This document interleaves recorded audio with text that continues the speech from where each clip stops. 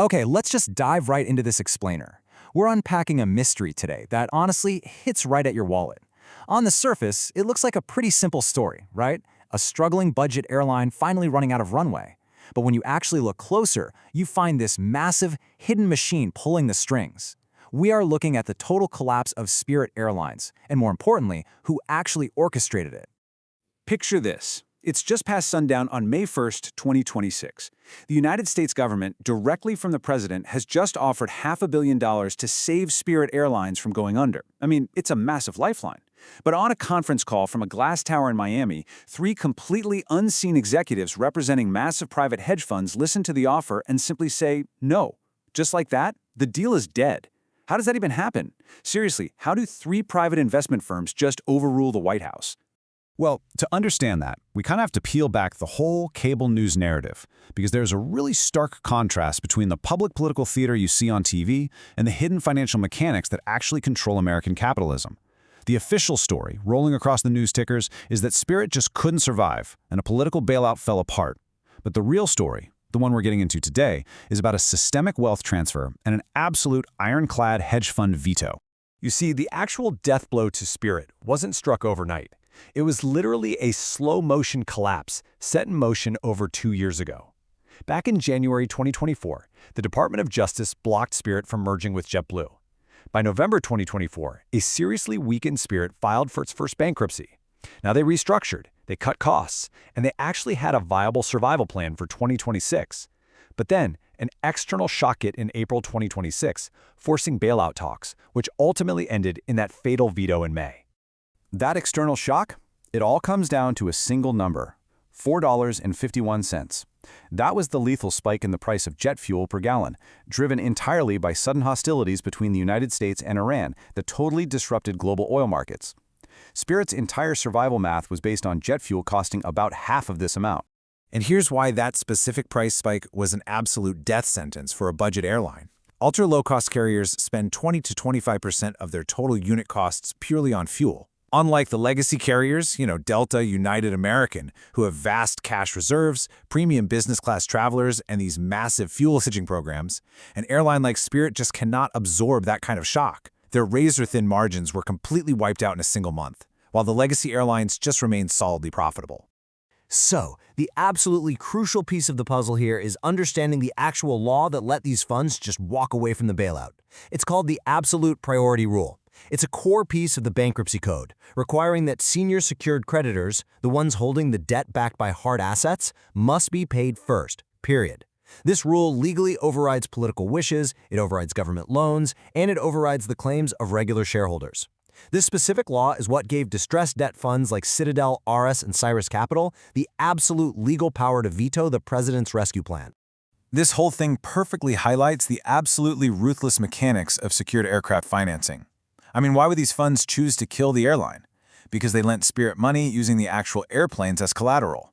If the airline dies, they just follow 3 simple steps: ground the operations, repossess the Airbus aircraft, and auction those highly valuable planes off to competitors. The hedge funds don't need Spirit to fly, they just need the planes to fly for someone else so they get their money back. Plus, from the bondholders' perspective, the bailout math was just deeply flawed. The Treasury offered a $500 million loan, sure, but they demanded a 90% government equity warrant in return. And worse for the hedge funds, their senior secured notes would be pushed down the priority ladder, meaning they'd get paid later, or just get paid a lot less. Add to that a deeply divided executive branch, where the FAA and the Department of Transportation were out there publicly opposing the president's deal. This basically signaled to the bondholders that they could reject the deal without facing any unified political retaliation at all. Now, there is a profound, almost painful irony in how we actually got here. Back in January 2024, when the DOJ blocked Spirit from merging with JetBlue, Attorney General Merrick Garland called it a victory for tens of millions of travelers who would have faced higher fares. The entire goal was consumer protection, right? To keep Spirit alive as this independent, low-cost competitor. Yet, that very decision trapped Spirit without a lifeline the second that fuel spike hit. And here is the immediate, real-world consequence of that failure for you: 23%.